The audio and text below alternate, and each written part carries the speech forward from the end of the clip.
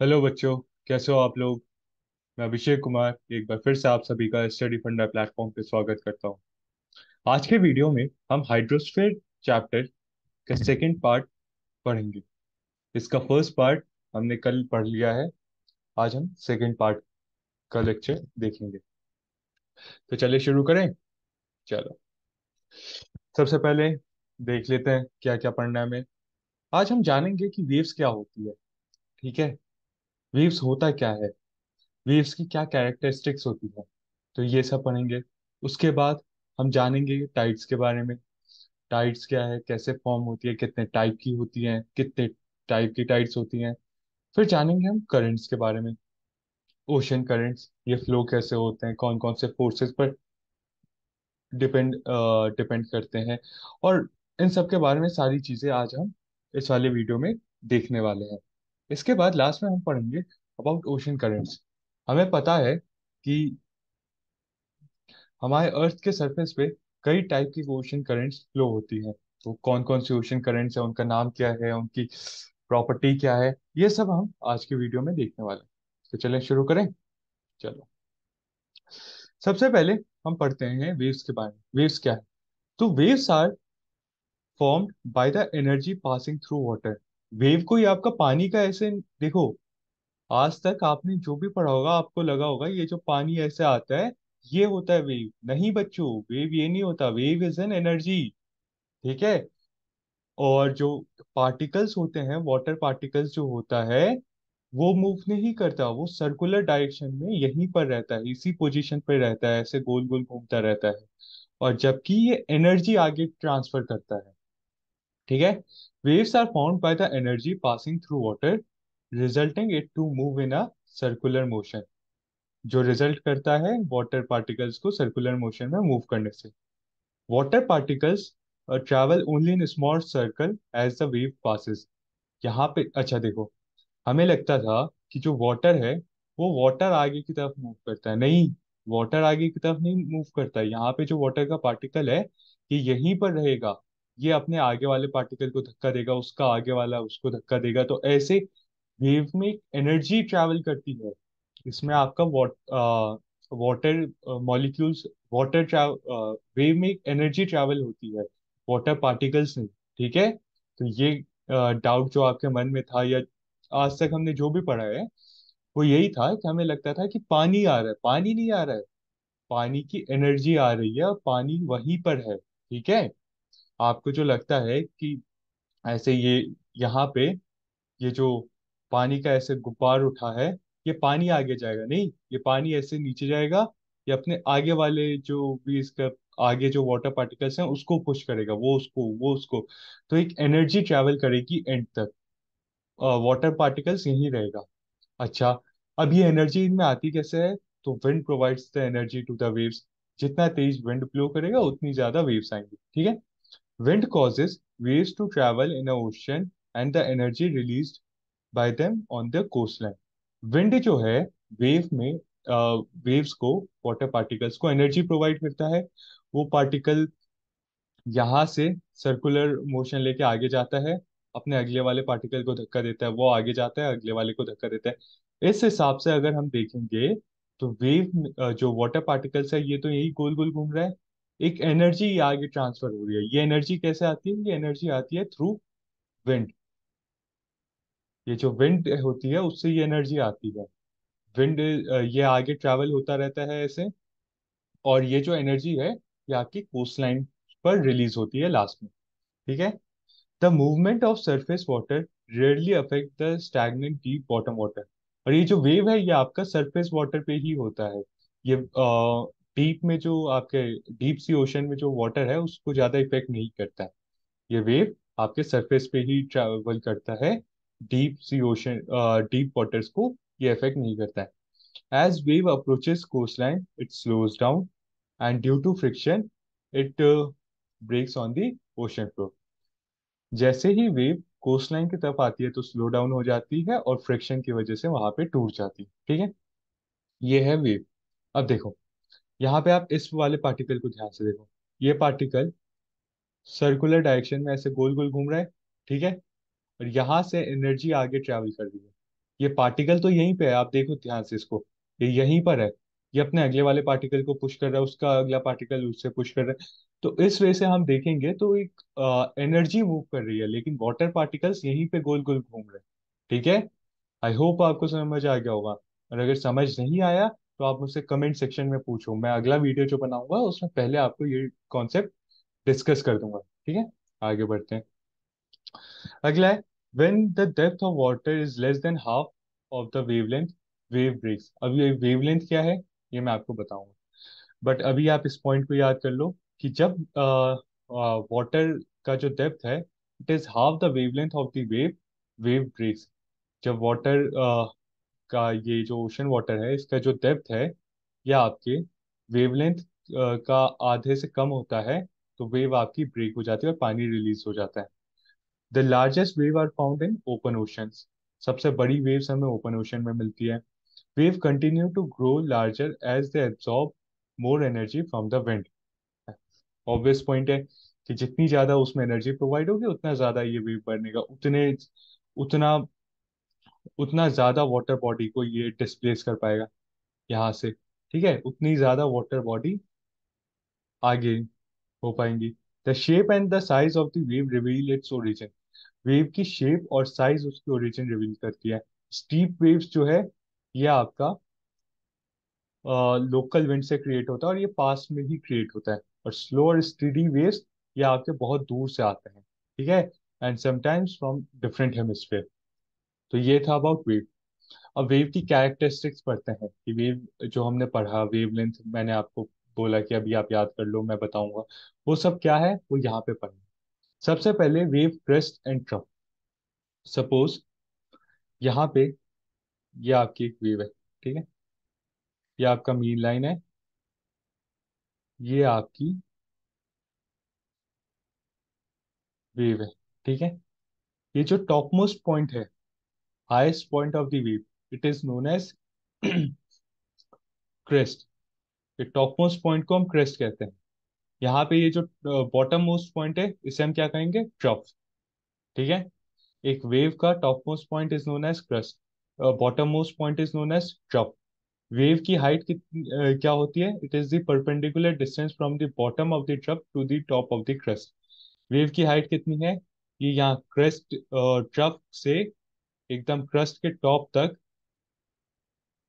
जो हाइट है वो वेव की हाइट होगी, that is known as wave height. Wave amplitude is the half of wave height. जो वेव हाइट है उसका हाफ करेंगे तो वेव की एम्पलीट्यूड आ जाएगी। Wave period it is merely a time interval between two successive wave crest और troughs। मतलब एक ये देखो ये आपकी दो वेव है, सपोज करो। इन दो क्रेस्ट के बीच में इन दो क्रेस्ट के बीच में कितना टाइम इंटरवल लगा एक वेव को, ठीक है, that is known as wave period. इन दो क्रेस्ट के बीच में कितना टाइम इंटरवल लगा वो उसे हम कहेंगे वेव पीरियड। ओके। वेवलेंथ क्या होती है, horizontal distance between two successive crest and trough. दो सक्सेसिव क्रेस्ट और ट्रफ के बीच का जो लेंथ है, ये देखो, ये दो सक्सेसिव क्रेस्ट और ट्रफ है, इसके बीच के जो लेंथ है इसे हम कहेंगे वेवलेंथ। वेव पीरियड क्या है, दो सक्सेसिव क्रस्ट या दो सक्सेसिव ट्रफ को बनने में कितना टाइम लगा। आई रिपीट, दो सक्सेसिव क्रस्ट और दो सक्सेसिव ट्रफ को बनने में कितना टाइम लगा उसे कहते हैं वेव पीरियड। और वेवलेंथ क्या है, दो सक्सेसिव क्रेस्ट या दो सक्सेसिव ट्रफ के बीच का जो लेंथ है उसे हम कहेंगे wave period. Wave speed it is the rate at which wave move through the water. ये कितनी स्पीड से वेव वाटर में मूव करते हैं इसे हम नॉट्स में मेजर करते हैं। This is all about your wave. I hope आपको समझ आया होगा कि वेव क्या है। वेव क्या है, वेव एक एनर्जी है, ठीक है, जो कि फ्लो होती है थ्रू वाटर। वेव में वाटर पार्टिकल्स मूव नहीं करते हैं, वो सर्कुलर डायरेक्शन में घूमते रहते हैं, स्मॉल सर्कुलर डायरेक्शन में घूमते रहते हैं। एक एनर्जी आगे की तरफ मूव करती है। This is your everything about your wave. ठीक है, इसे ध्यान से सुनना और नोट्स बनाना, आपको समझ आ जाएगा। और कोई भी डाउट है, मैं बार बार कहता हूँ, ठीक है, हर वीडियो में कहता हूँ, मुझसे कमेंट सेक्शन में पूछो। मैं या मेरी टीम यहाँ पे किस लिए है, आप लोगों के लिए है, ठीक है।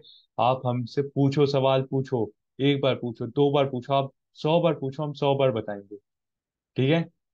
आगे बढ़ते हैं। अगला टॉपिक है टाइड्स। टाइड्स क्या है?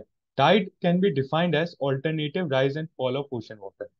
Rise and fall of ocean water, ocean water का उठना या उसका नीचे जाना इज नोन एज टाइड। इसको हिंदी में ज्वार भाटा कहते हैं। हाई टाइड, लो टाइड को ज्वार भाटा कहते हैं। अब टाइड होता क्यों है? टाइड होता है due to gravitational force exerted by earth on earth by sun. Sun जो ग्रेविटेशनल फोर्स एक्सर्ट करता है अर्थ पे, मून जो ग्रेविटेशनल फोर्स एक्सर्ट करता है अर्थ पे, और due to rotation of the earth. इन तीन कारणों की वजह से आपके टाइड्स इन तीन कारणों की वजह से आपके टाइड्स अकर होते हैं, ठीक है। टाइड क्या है? Alternate rise and fall of ocean water. Alternate rise and fall of ocean water is known as tide. ये होता क्यों है? ये होता है due to gravitational force on earth exerted on earth by sun, gravitational force exerted on earth by moon and the rotation of the earth। इन तीन कारणों की वजह से टाइड्स जनरेट होते हैं, ठीक है। अगला देखते हैं। Tides, types of tide. अलग अलग टाइप के हम टाइड्स पढ़ेंगे, ठीक है अभी। फर्स्ट है सेमी डायurnal टाइड्स। ये ये जो टाइड है, ये तीन जो हैं, ये तीन फ्रीक्वेंसी के ऊपर डिपेंड करता है, ठीक है। क्या होता है मैं आगे बताऊंगा, ठीक है। डायurnal टाइड्स एंड मिक्स टाइड्स। और ये जो है स्प्रिंग टाइड और नीप टाइड, ये पोजीशन ऑफ अर्थ, सन और मून, अर्थ, सन और मून के पोजीशन पे ये दोनों डिपेंड करता है, ठीक है। घबराने की जरूरत नहीं है, मैं एक एक पॉइंट को डिस्कस करूंगा आपके साथ, ठीक है। सबसे पहले सेमी डायurnal टाइड। सेमी डायurnal टाइड क्या होती है? इट सेमी डायurnal टाइड जो होती है, इसमें होता यह है कि we have nearly two equal high tides and two equal low tides on each day.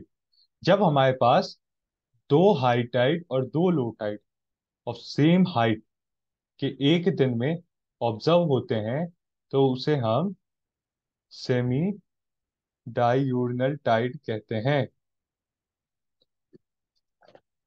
जब हमारे पास दो हाई टाइड और दो low tide of same height एक दिन में ऑब्जर्व होते हैं, तो उसे हम सेमी डायurnal टाइड कहते हैं।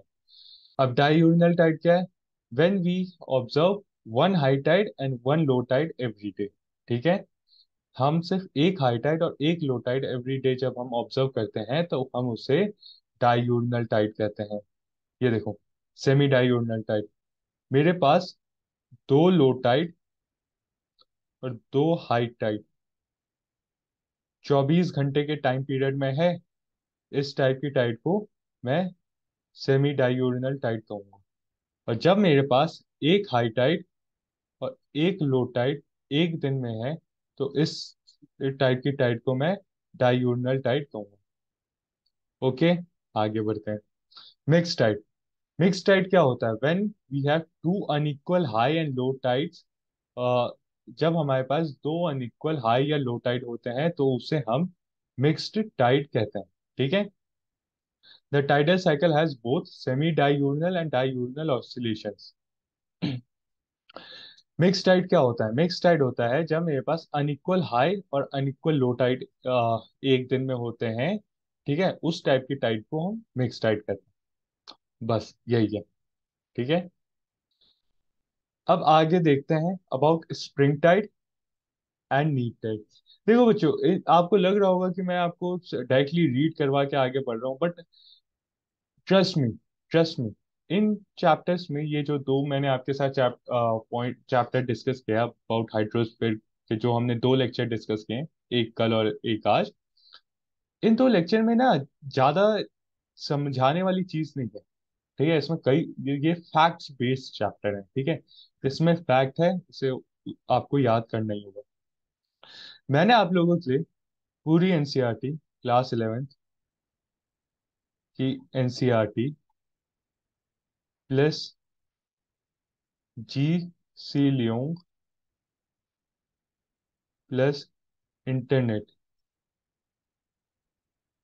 इन तीन की मदद से ये जो नोट्स मैंने आपको, जो पीपीटी हम प्रोवाइड कर रहे हैं, मैंने इन तीनों की मदद से प्रिपेयर किया है। तो आप अगर सिर्फ इन पीपीटी को अपनी कॉपी में नोट डाउन कर लो या इन पीपीटी को रिवाइज कर लो तो आपके लिए सफिशिएंट है। इसमें सारी चीजें हैं। इसके अलावा आपको कभी भी कोई भी डाउट आता है तो आप मुझसे कमेंट सेक्शन में पूछ सकते हैं। ठीक है, चलो back to chapter. Spring tide. Spring tide क्या होता है? स्प्रिंग टाइड फॉर्म होता है when sun and the moon are in a line with each other. ठीक है, स्प्रिंग टाइड का ये एग्जांपल है। यहाँ पे सन और मून एक ही लाइन में प्रेजेंट होते हैं। Such type of tide is known as spring tide. या तो ये दोनों एक तरफ होंगे या अपोजिट तरफ होंगे, बट इनकी लाइन सेम ही है। ठीक है, स्प्रिंग टाइड का क्या स्पेसिफिकेशन है? स्प्रिंग टाइड की स्पेसिफिकेशन है कि यहाँ पे जो हाई टाइड होगा, high tide is higher than usual. और जो लो टाइड होगा, लो टाइड होगा, low tide is lower than usual. यहाँ पे high tide normal high tide से ज्यादा होगा और low tide normal low tide की जो हाइट होती है उससे कम होगा। ठीक है, अगला है नीप टाइड। नीप टाइड होता है जब सन, अर्थ और मून आपस में परपेंडिकुलर पोजीशन पे हो। ये देखो, ये आपस में परपेंडिकुलर पोजीशन पे हो, तब जो टाइड फॉर्म होती है उसे हम कहते हैं नीप टाइड। इसकी क्या स्पेसिफिकेशन है? इसकी स्पेसिफिकेशन है बच्चों की high tide is lower than usual and low tide is higher than usual. अच्छा, स्प्रिंग टाइड में ये जो पैरेलल पोजीशन, ये जो सिंगल लाइन फॉर्मेशन में ये जो फॉर्म होता है, इस पोजीशन को हम SYZGY पोजीशन भी कहते हैं। तो अगर एग्जाम में आपसे पूछे SYZGY पोजीशन क्या होता है, तो आप समझ जाना कि जब सन, मून, अर्थ एक सिंगल लाइन में प्रेजेंट होते हैं उस पोजीशन को हम SYZGY पोजीशन भी कहते हैं। आई होप आपको समझ आ गया होगा इतना। चलो आगे बढ़ते हैं। अगला टॉपिक है अबाउट ओशन करेंट्स। हम पढ़ेंगे अब ओशन करेंट्स के बारे में। ओशन करंट क्या होता है? It is the horizontal movement of sea water. देखो, वेव्स हो गया, इससे पहले हमने वेव्स और टाइड्स के बारे में पढ़ा है। यहाँ पे ये दोनों जो चीजें हैं, नॉट वेव्स, ओनली टाइड जो है, it is the vertical movement of ocean water. और वहीं वेव जो है, वेव जो हमने पढ़ा था, wave is the horizontal movement, horizontal movement.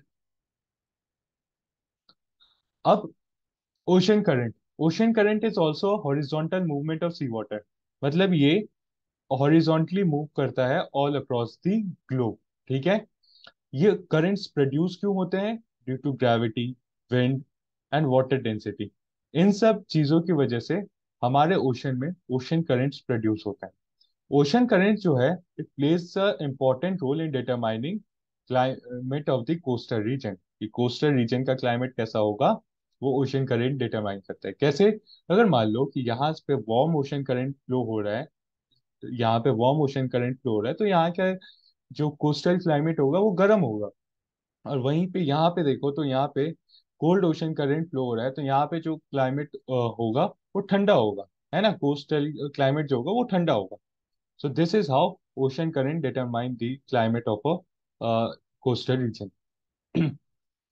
अब ओशन करंट, अब कौन कौन से फोर्स है विच इन्फ्लुएंसेस द ओशन करंट? ऐसे कौन कौन से फोर्स हैं जो कि ओशन करंट को इन्फ्लुएंस करते हैं? तो ओशन करंट को इन्फ्लुएंस दो टाइप के फोर्स करते हैं। फर्स्ट प्राइमरी, एंड अगले उसमें हम पढ़ेंगे अगले स्लाइड में सेकेंडरी फोर्स। अब प्राइमरी फोर्स में क्या आता है? Heating by solar energy, wind, gravity, Coriolis force. अब इसको एक एक करके देखते हैं। Okay, heating by solar energy. Just a moment. Heating by solar energy, due to heating by solar energy water expand, and that is why. देखो, होता ये है कि जब सोलर एनर्जी पड़ती है तो वाटर एक्सपैंड होता है, ठीक है। उससे होता ये है कि इक्वेटर के ऊपर का वाटर एक्सपैंड होगा, और वहीं अगर हम देखें तो पोल्स पर का वाटर उतना एक्सपैंड नहीं होगा due to less solar energy. जिससे होता यह है कि एक ग्रेडियंट क्रिएट हो जाता है, ठीक है। एक ढलान सी क्रिएट हो जाती है, और आपको पता है कि वाटर ढलान पे मूव करता है। That is why near the equator of the ocean water is about 8 centimetre higher in level than middle latitude. Middle latitude से जो इक्वेटर के पास का जो पानी है वो 8 सेंटीमीटर ऊंचा होता है, उससे एक ढलान क्रिएट हो जाती है, और water tends to flow down the slope, और वाटर स्लोप के अक्रॉस फ्लो करता है। अगला है wind. Wind blowing on the surface of the ocean pushes the water to move. Wind जो है ओशन सरफेस पे वाटर को मूव करता है, हमने पढ़ा था वेव के बारे में। तो विंड जो है it moves water across the ocean surface. Gravity, अब ग्रेविटी भी आपका ग्रेडियंट क्रिएट करने में मदद करती है, higher gradient lower gradient create करने में मदद करती है। नेक्स्ट है कोरियोलिस फोर्स। कोरियोलिस फोर्स क्या करता है? कोरियोलिस फोर्स वाटर को राइट डायरेक्शन में मूव करता है नॉर्थर्न हेमिस्फेयर में, और लेफ्ट डायरेक्शन में मूव करता है सदर्न हेमिस्फेयर में। समझ आया? ओशन करंट के ऊपर दो टाइप के फोर्सेस काम करते हैं, पहला है प्राइमरी, दूसरा है सेकेंडरी। प्राइमरी फोर्स क्या है? Heating by solar energy. जब सबसे पहले सोलर एनर्जी जो हीट करता है उससे वाटर में इक्वेटर के पास का वाटर गर्म होता है, वो एक्सपैंड होता है, और as compare to middle latitudes, जो 60 डिग्री अराउंड नॉर्थ और साउथ का जो सरफेस है, सरफेस वाटर है, वहां पे ग्रेडियंट क्रिएट हो जाता है, जिससे वाटर स्लोप के अक्रॉस फ्लो करता है। दूसरा विंड, हमने पढ़ा है कि विंड जो है वो वाटर को मूव करवाने में मदद करता है, तो दूसरा विंड। तीसरा ग्रेविटी। ग्रेविटी कैसे? ग्रेविटी जो है एक ग्रेडियंट क्रिएट करता है, ठीक है। जैसे आपका ये सोलर वाटर ने ग्रेडियंट क्रिएट किया, ग्रेविटी भी ग्रेडियंट क्रिएट करती है, और वाटर उस ग्रेडियंट के अक्रॉस मूव करता है। लास्ट है कोरियोलिस फोर्स। कोरियोलिस फोर्स क्या करता है? It move the water in north direction in north right direction in northern hemisphere, and left direction in southern hemisphere. ये ऐसे वाटर को मूव करता है। ओके, आगे देखते हैं। अगला है सेकेंडरी फोर्सेस। हमने प्राइमरी फोर्सेस डिस्कस कर ली, अब हम डिस्कस करेंगे about secondary forces. Secondary forces में कौन कौन से फोर्स हैं? First, difference in water density, and second, temperature of water. Okay, difference in water density क्या है? It affects the vertical mobility of ocean current. ये ज्यादा vertical mobility of ocean current को ये इफेक्ट करता है। कैसे? देखो, ज्यादा सलाइन वाटर डेंस होगा as compare to less saline water. उससे होगा ये कि जो सलाइन वाटर है वो नीचे चला जाता है, सलाइन वाटर नीचे चला जाता है, और यहाँ से जो लेस सलाइन वाटर या लेस डेंस वाटर है ये ऊपर आता है, ठीक है। दूसरा, temperature. Cold water ocean current occur in cold when cold water from pole sinks and slowly move towards the equator। Cold water ocean current कैसे अकर होता है? जब ठंडा पानी पोल्स पर से, देखो ठंडा पानी क्या होगा, ठंडा पानी आपका होगा डेंसर होगा, ठीक है, वो नीचे आएगा। अब देखो, होता यह है कि अगर मान लो कि इक्वेटर से पानी यहाँ पे आया, इक्वेटर से पानी पोल्स की तरफ आया, ग्रेडियंट क्रिएट हो गया था सोलर हीट की वजह से प्लस ग्रेविटी की वजह से। अब यहाँ पे पानी आया, तो यहाँ पे तो पानी नीचे से ऊपर उठ के आ गया, यहाँ पे तो पानी की किल्लत हो गई। अब ये पानी की स्कार्सिटी कौन रिड्यूस करता है? नीचे से पानी आता है। तो ये देख रहे हो आप, एक सर्कुलर मोशन चलता रहेगा। ये यहाँ से इक्वेटर से वार्म वाटर इधर जाएगा, अब यहाँ पे जो सरफेस के नीचे का पानी है ये भी मूव करेगा, और ये मूव करके इक्वेटर की तरफ आएगा, है ना, क्योंकि यहाँ से सरफेस से वाटर चला गया है, तो यहाँ पे भी सरफेस को फिल करना है। ऐसे करके ये सर्कुलर मोशन में मूव करते रहते हैं। अब ये है, ये मैं आपके साथ अपने स्टडी फंडा फंडा के टेलीग्राम ग्रुप में हमारे जो सीडीएस और सीएपीएफ का जो ग्रुप है, सीडीएस और एफकैट वाला जो ग्रुप है, मैं उसमें आपके साथ शेयर कर दूंगा। ठीक है। ये है about different types of currents.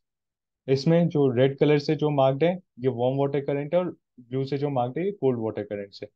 तो इस चार्ट को आपको याद करना है। हर साल सीडीएस एग्जाम में एक क्वेश्चन सिर्फ ये पूछा जाता है कि ये करंट वार्म वाटर करंट है या कोल्ड वाटर करंट। सिर्फ आप इतना याद कर लोगे तो आप एक क्वेश्चन के प्लस में रहोगे एज कम्पेयर टू बाकी स्टूडेंट्स। ठीक है। आगे चलते हैं। अब कुछ क्वेश्चंस डिस्कस कर लेते हैं। Marine cliffs are mainly form due to ocean current. Marine जो क्लिफ्स हैं, ये ओशन करंट से फॉर्म होते हैं। Hawaiian island is located in North Pacific Ocean. ये फैक्ट बेस्ड क्वेश्चन है। ठीक है, इसमें ज्यादा एक्सप्लेन करने के लिए कुछ है नहीं। Which one of the following factors is responsible for change in regular direction of ocean current in Indian Ocean? Monsoon trip. जो मॉनसून होता है, मॉनसून क्या करता है? मॉनसून होता क्या है? रिवर्सल ऑफ विंड, पीरियोडिक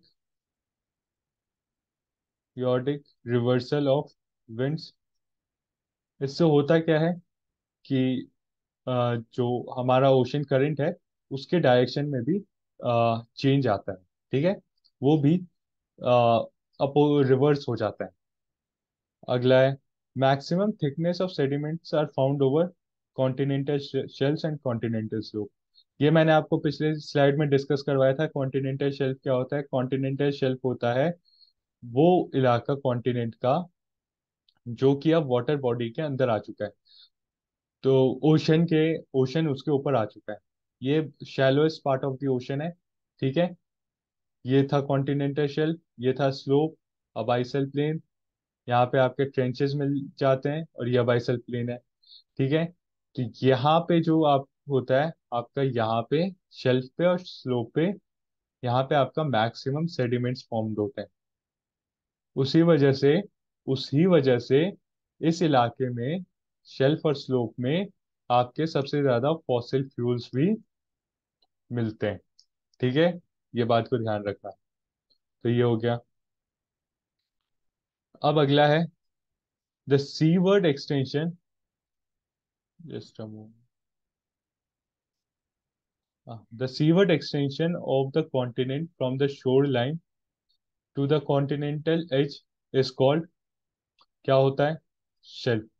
क्या कह रहा है कि सीवर्ड एक्सटेंशन फ्रॉम कॉन्टिनेंट का जो शोर लाइन होता है वहां से एज तक, इतना एरिया। कि फिर इसके बाद तो स्लोप आ जाएगा। इतना एरिया जो है, इसे क्या कहेंगे? ये होता है हमारा कॉन्टिनेंटल शेल्फ। अगर आपको इस वाले क्वेश्चन में या इससे पिछले वाले क्वेश्चन में डाउट था, तो आप जाके हमारे प्रीवियस वीडियो देखिए, हाइड्रोस्फेयर का पार्ट 1। ठीक है, उसमें मैंने ये सारी चीजें डिस्कस कर रखी हैं। Water has maximum density at 4 degree Celsius. ये क्वेश्चन एनडीए, सीडीएस, सीएपीएफ में मल्टीपल टाइम्स पूछा गया।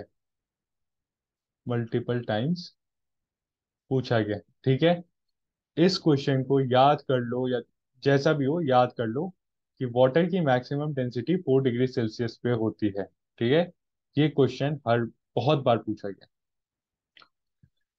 Germicides use for drinking water are potassium permanganate and chlorine. इस क्वेश्चन का मतलब क्या है? क्वेश्चन का मतलब है ऐसा कौन से केमिकल को हम यूज करते हैं टू क्लीन आर वाटर। मतलब कि हमारे जो वाटर में वो माइक्रो ऑर्गेनिजम्स और जो रह जाते हैं, उनको किल करने के लिए हम कौन कौन से केमिकल का यूज करते हैं? तो हम यूज करते हैं पोटेशियम परमैंगनेट एंड क्लोरीन का। Okay. Collection of rain water for future use is called, very simple. इसका आंसर आप मुझे कमेंट सेक्शन में बताओगे, और जो सही आंसर देगा मैं उसके कमेंट को लाइक करूंगा और हार्ट रिएक्ट करूंगा। ठीक है। ओके। ये देखते हैं। Coral reef extending along the eastern coast of Australia is barrier reef. ये जो है, it is the largest coral reef present on the earth. Reef, ये 2600 किलोमीटर के अक्रॉस फैला हुआ है। ठीक है, इसका नाम है ग्रेट बैरियर रीफ। ठीक है, इसको याद कर लेना। Which one of the following tide produce as a consequence of moon sun pulling the earth in same direction. इस क्वेश्चन का भी आंसर आप मुझे कमेंट सेक्शन में बताओगे। ठीक है, ये मैंने आपके साथ डिस्कस किया है। ये थोड़ा ट्रिकी क्वेश्चन आप लोगों के लिए हो सकता है, लेकिन अगर आपने वीडियो ध्यान से सुनी और कॉन्सेप्ट को आप समझ पाए हो जो मैं समझाना चाह रहा हूँ, तो आप इस क्वेश्चन का आंसर करेंगे। ठीक है, प्लस अब आप मेरे को कमेंट सेक्शन में बताएंगे। आप लोग कमेंट नहीं करते और ना ही वीडियो पे लाइक करते हैं। आप लोग मुझे कमेंट सेक्शन में बताओगे कि आपको वीडियो कैसी लगी। ठीक है, अगर वीडियो अच्छी लगी है तो वीडियो को लाइक करें, अपने दोस्तों के साथ शेयर करें ताकि उन्हें भी हमारे इस इनिशिएटिव के बारे में पता चल सके, और चैनल को सब्सक्राइब करें। साथ में बेल आइकन दबाएं ताकि आपको लेटेस्ट नोटिफिकेशन मिलती रहे। एंड एट द एंड आप कमेंट करके मुझे बताएंगे कि ये वीडियो कैसी लगी आपको। ठीक है, अब सबको कमेंट करना है, मेरे को बताना है ताकि मुझे पता चले कि आप लोगों की और क्या क्या डिमांड्स है मुझसे। जब तक आप मुझसे, और कोई भी डाउट हो, मैं कह रहा हूँ कोई भी डाउट हो, आप कमेंट करके मुझसे पूछ सकते हैं। मैं सभी डाउट का रिप्लाई करूंगा। ठीक है, तब तक के लिए टेक केयर। जय हिंद।